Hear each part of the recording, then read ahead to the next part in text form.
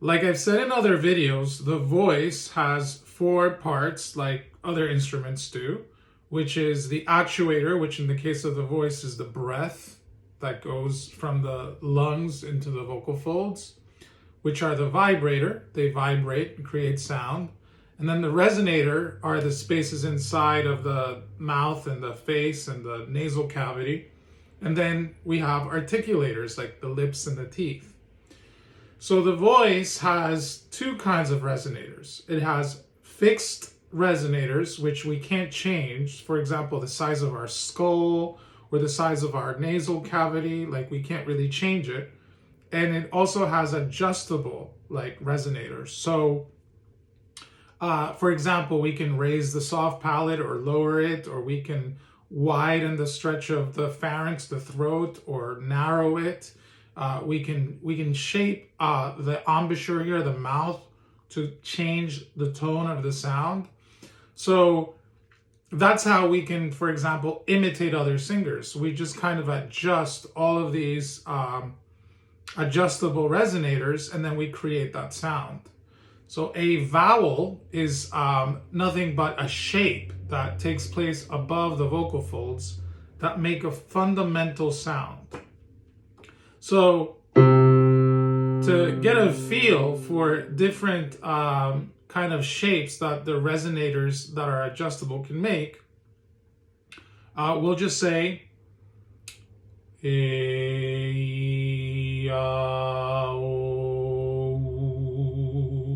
if you're a female, you can do it here.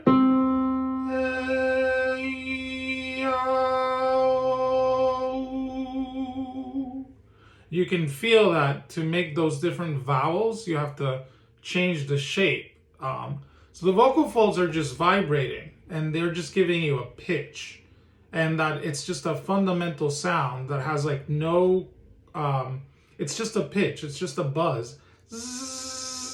And then all of the adjustable resonators shape themselves around that sound to make different vowels. So what we want is not just flexible vocal folds that can like become very thin and taut and very thick and loose on command to make, different pitches like lower and higher notes. We also want very flexible resonators, adjustable resonators, and very flexible everything above. Its flexibility is key for both the vocal folds and for everything above. I'm teaching myself now, or training myself now, to do a front and a side split with this program called hyperbolic stretching, which, by the way, I recommend to anyone that's interested in stretching, which I think should be everybody, but that's just my opinion because I think it's great for you. It's your body. And I always think people should be doing everything I'm doing. It's just my thing. Of course, I think everybody should sing and take voice lessons and stretch and, eat healthy and exercise. And yeah, that's just my thing that I want people to be. I do 10,000 steps a day with the Fitbit. I think everybody should be doing that. But I get reminded that it's not my life and it's not my business. So I've kind of been learning as I'm getting older to stop wanting other people to do what I do. I recommend you do the same. I think then you can just focus on what you love to do. So like we all do, right? So let's keep playing with this. So the females will be here and the males will be here. I'll play both notes and you can go hey.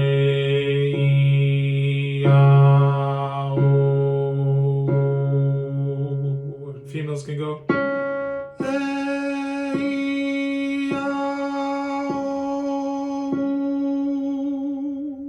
So you try.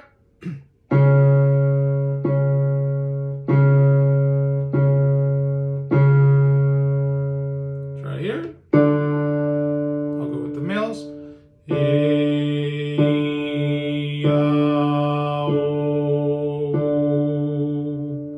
You want those to be nice and consistent and kind of make sense that it's the same person making all those sounds and it's a similar kind of timbre or tone or quality of the sound.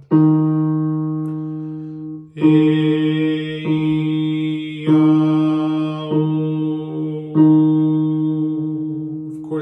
in through your nose.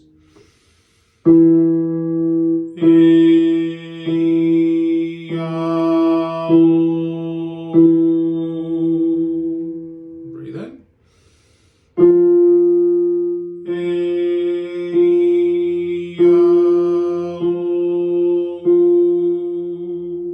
And breathe in.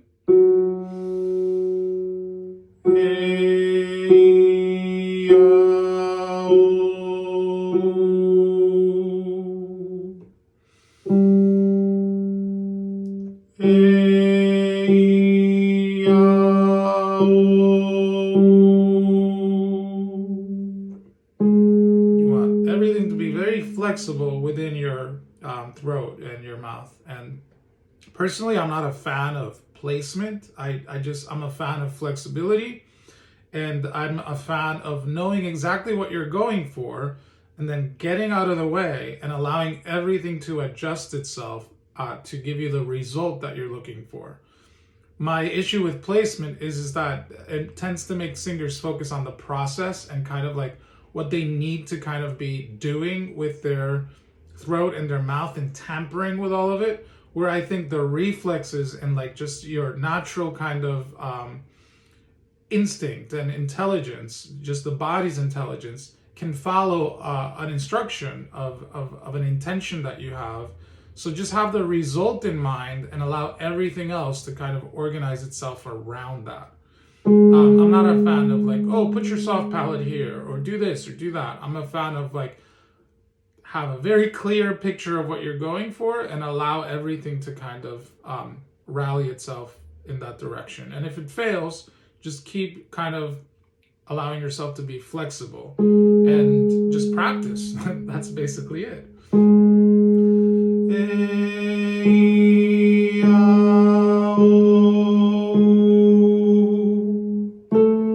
Breathe in.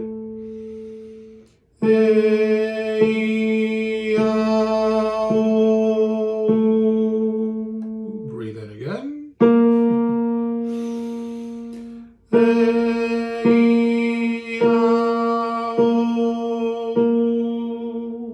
Nice breath through your nose.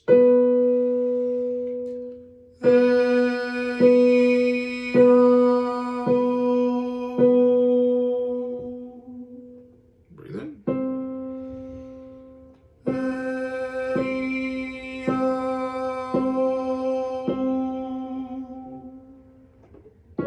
Breathe in.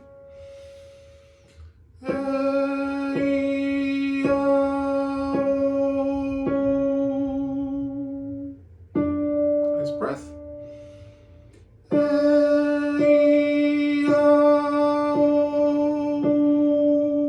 You don't want to over breathe either. It's a common thing for students or people working on their voice or just beginners. Just breathe in just enough, but it's a kind of longer phrase, so you need a little bit of gas in the tank.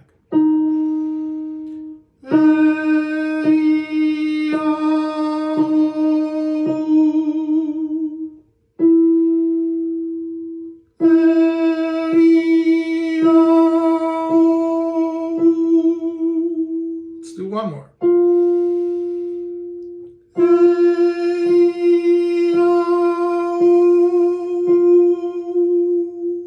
Good. So just get very familiarized with that kind of easy, even feel that you're not forcing or making faces and stuff like that.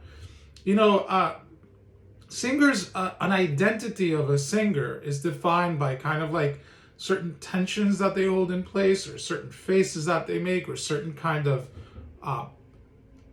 positions that they kind of adopt inside. It's habits. It's a bundle of habits that create that kind of like singer's identity. And that's totally fine. That's how we kind of define ourselves and kind of make ourselves unique. In reality, most of our voices are a lot more similar than they are different. So what we do usually is that we come up with our little set of little postures, internal postures, and kind of like we have our own kind of attitude or style or genre or influences that inform how the voice kind of shapes itself, and then it becomes a product, a finished product. And that's totally fine. But the teaching that I like to do is like to kind of wipe all of that off and to work on just our kind of more neutral canvas with our non-extraordinary, non-unique, not awesome voice, just kind of working with the basics, with that foundation. And then you can go back, when you're going to perform, to all those kind of postures and habits and tensions and, little quirks and things that you put into your voice, little tones, little whatever it is that you do, little tensions in the face or little husk, or that's totally fine for, a sound that's an identity that you kind of create. And even though all our voices are, similar, they're also all unique because we have a unique size of head, a unique size of throat, and a unique size of tongue, and unique size of everything. Your oral cavity, your pharynx, everything is kind of slightly unique, but in truth, it's very similar. But a lot of us have a different upbringing and different influences and different genres that we like and different singers that we listen to. So that created kind of an identity, and that's like who we are. It's just we're shaped by a lot of our environment and conditioning and stuff, and that's beautiful.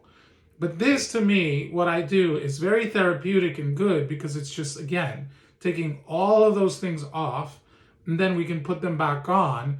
It's just nice to get a break and get back to basics, and that's what I kind of focus on teaching. And I do not condemn or think there's anything wrong with having a vocal identity. I have one. I have influences in people, and I have a style I like to sing in when I sing particular things, and you should too, and that's beautiful. But I find that the more I do this neutral, style-free stuff, then the more free and the more options I have in my stylized things. So think about that. Fixed resonators that can't be adjusted, they kind of create your standard kind of sound, your default sound. Then adjustable resonators that we can use to kind of imitate other singers or imitate other people or make cartoon voices. Lower your larynx to sound like a dopey bear. Higher it to sound like a bratty kid. Leave it alone to sound more, relatable and normal. And then there's a bunch of other things. Like with the soft palate, you can raise it. You can shape your mouth like this and changes the tone. And that's how we create a bunch of colors and tones and timbres. And then we have the range. We can create high or low voice, and then we have dynamics, volume. So the voice is just amazing. The enormous amount of things that it can do because of all those variables. But again, back to basics. Very good. Nice and easy A-E-I-O throughout your range. Clean, without any faces, without any neck tension, without any breathiness, without any tightness. Just nice and clean, getting back to basics, and then you can build from there, as you do when you sing, or as you will when you start singing more, or you start creating an identity of yourself. All right, take care. See you next time.